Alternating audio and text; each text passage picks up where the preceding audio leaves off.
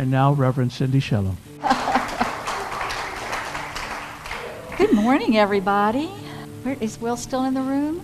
Oh, wasn't that was such a perfect segue from last month's topic of freedom to this month's theme of playful spirituality. Those opening words, a lighter heart, brave and free, floating like a feather. I could just image that, and in fact, I don't think that Candy knew when she designed our theme picture that's on the front of your bulletins about this song, but isn't she just all of that? Brave and free and light of heart and floating? Yeah, like a feather. So, and I love the idea in there about shame is not a friend of mine. And I've lost my faith in perfect. Any other Virgos in the room that need to lose their faith in perfect? Right. So, but that's all the ingredients, to feel free. Because we're not letting perfection run us. Because we're not dealing with shame. We are free to be joyful and loving and play at this game of life. So that is our theme, playful spirituality. And over the next 5 weeks, we're going to just lean into this concept that spirit is inherently joyful, creative, actively pursuing pleasure through the experience of being us, and loves laughter and delight, that is the sound of God at its wholeness. Laughter. Think about babies, right?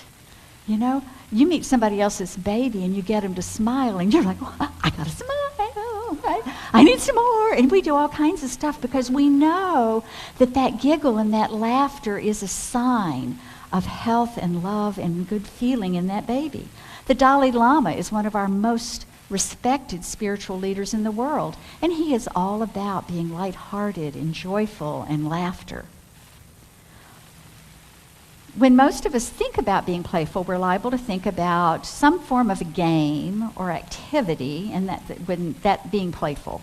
And most all of them come with rules. So that's where we're going to start our discussion this month, is with the rules. What are the rules of this game we call life? If you get a new board game, you pull out the rules, or look, in the old days at least, we looked inside the top of the box. I don't know whether they still have boxed games or not. If you pick up a deck of cards, or decks of cards, some things require decks, you not only have to know the rules, you have to decide what game you're even playing in the first place with cards, right? And then what variation of that game, and agree on the rules that you're going to use. Almost any sport has got rules. Even beer pong has rules. I checked. The neighborhood kids get together with the ball under the street light, and they're going to make some rules about the game. They may be only for tonight, but there will be rules about how the game works so that everybody can participate. Now, maybe you're thinking, oh, but my form of playfulness is making cookies with my grandkids. That's not a game. Well, it is a highly skilled activity that is filled with chemistry and thermodynamics, and you need to know how those work, and you need to follow some kind of guideline, like a recipe, to be safe and get the results you expect. So you can maybe call that recipes instead of rules, but aren't they kind of the same thing? Most of you have probably also experienced the fact that just reading the rules or hearing them, just hearing me say them, or even being shown them a few times at the beginning, those are not going to lead to ultimate excellent results, and you're kind of falling in love with whatever this game you're playing is. I really get this idea when I watch any show or movie that involves a lot about playing electronic games. Now, I have to see it on TV or those shows because I don't play very many of them myself. A little Sudoku and maybe solitaire on my phone. That's it. But the big ones, I have to watch. But part of the thing is there's going to be these secret moves and Easter eggs, whatever those are, that tell you things. And you have to learn from others or get the people with more mastery help you understand what the rules are. You know that you've got to pick up that item you thought was just part of the scenery and put it in the pouch you didn't even know you had, because you're going to need it to heal yourself when the ogre hits you with that weapon, unless, of course, you have already gained the shield of whatever. Right, those are parts of the rules that you come to understand by learning from others and playing. You can play it as a novice. You can play. But you may not survive long enough to reach another level. You may not survive long enough to learn that you needed the healthful plant to save you from the weapon. So learning the rules helps you proceed through the game and work on mastery. My husband has one of those very strong strategic mindsets, and he has always enjoyed chess. The moves of chess are really pretty simple, right? There's 8 rows of 8 squares. There are 16 pieces to each player. They're laid out exactly the same to start the game every time. Each piece has a certain set of moves, types of moves it can make, and there's only one simple objective every game, every time. Now that sounds simple, but that does not mean that chess is an easy game to play, certainly not an easy game to master. So having simple rules, consistent rules, doesn't necessarily make it easy. So he read books, he read magazines, he played computers, back when a computer was just a machine that had been fed some data. I don't know what it would be like to play them today. You'll have to let me know if you try. He played against other opponents. He created a club that came to the house and played regularly because he needed the challenge to make himself better. So where do all of these things about these outer games play into our game of life? Hopefully, I at least have you agreeing that there are some rules that we can read up on, and that like chess, it is complex, but there are some very basic rules that are easy to learn. Now, in one of these video games, if you press a certain button, the character does a certain thing, right? You press A, the character jumps. Every single time. The code is predictable. It doesn't care who pushes the button. Whoever pushes the button A, character jumps. It doesn't care why the button got pushed. It doesn't care whether it was a good decision you made to push that button. Certainly doesn't care if it was an excellent decision. In fact, it could be a terrible decision. It may end your round. But if you press A, the character will put the jump. In the science of mind, we call that code the law of cause and effect. It is our most core rule. It's kind of like our prime directive. There's cause and effect. Our thoughts are creative. Our thoughts are the input. Our thoughts are the thumb pressing the button. And our experiences are our character doing what pressing that button caused it to do. Holmes famously wrote, "The law is a neutral force. It is a servant to our thoughts." He emphasizes that the law cannot say no. It only takes the mold of our mental concepts and objectifies them.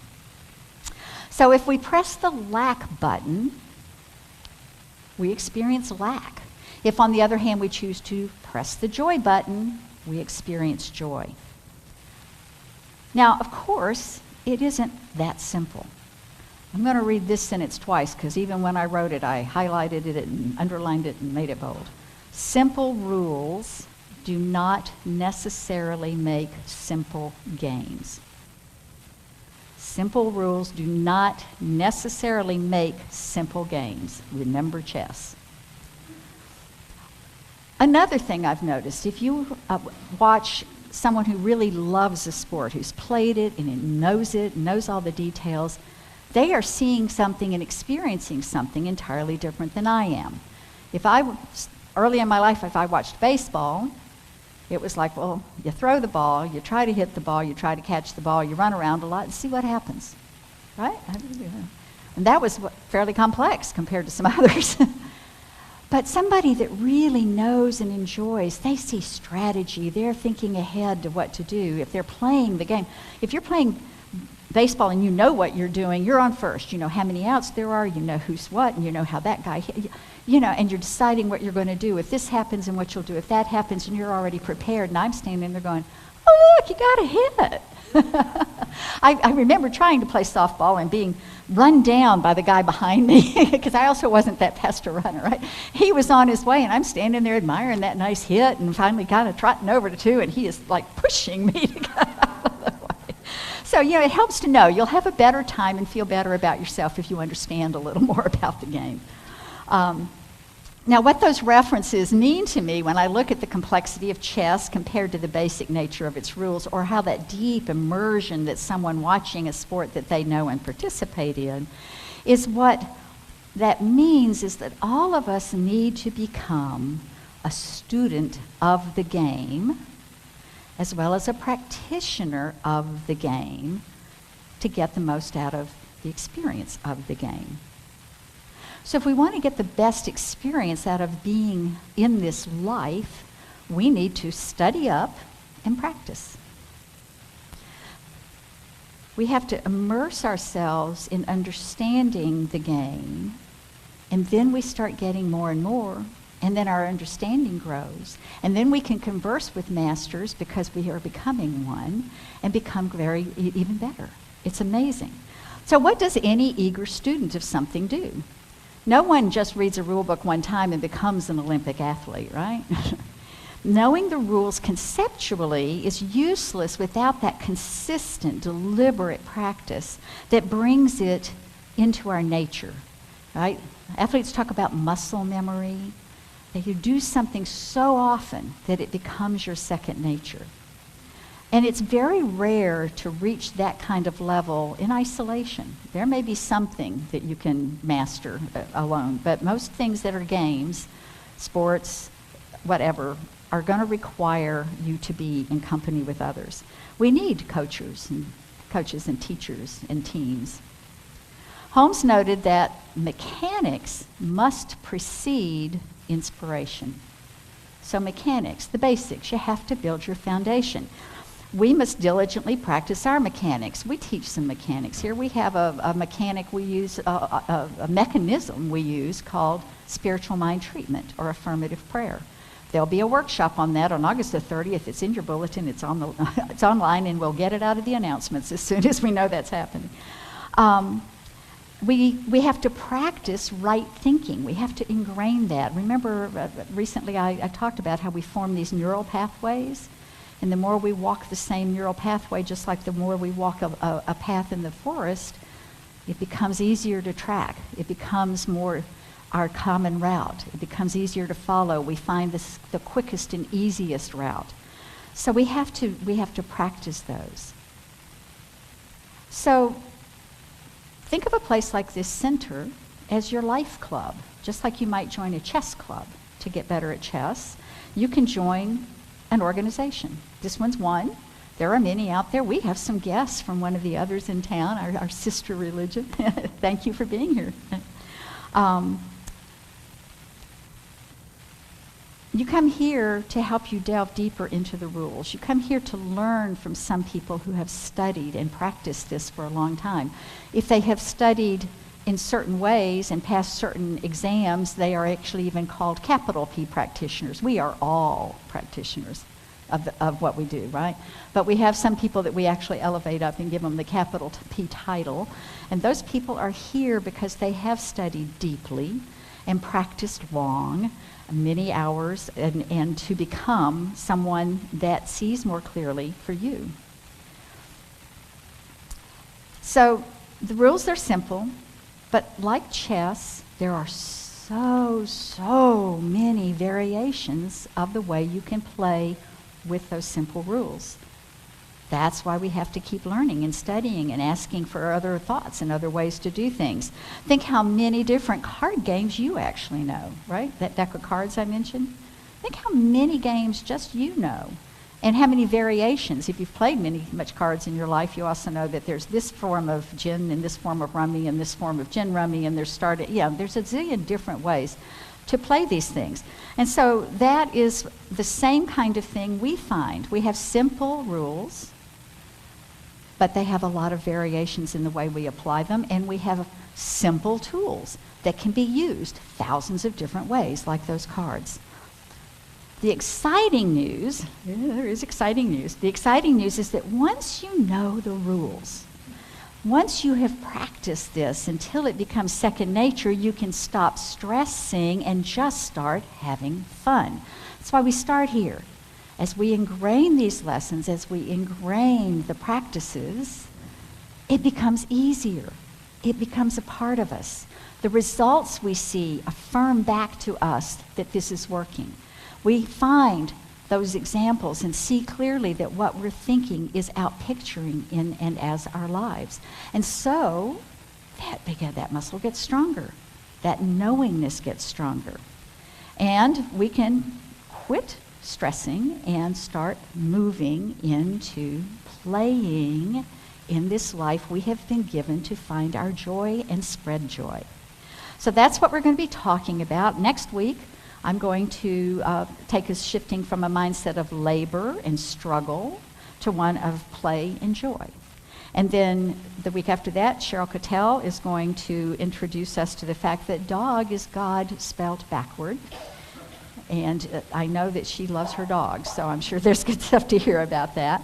And then the next week, we're going to color outside the lines a little bit. Jonathan Brown and I are going to work together, and I'm going to sing a little, and he's going to talk a little about enjoy the game of life, right? And then I will wrap up with picking your team. So it's our theme for the month, and that's what we're going to be working on. It's going to be a fun month here. And that is my truth for today. Thank you.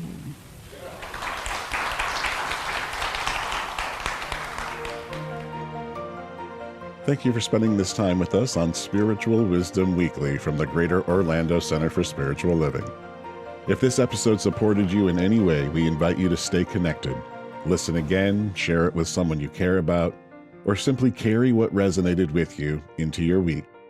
Until next time, take good care and keep growing in spirit.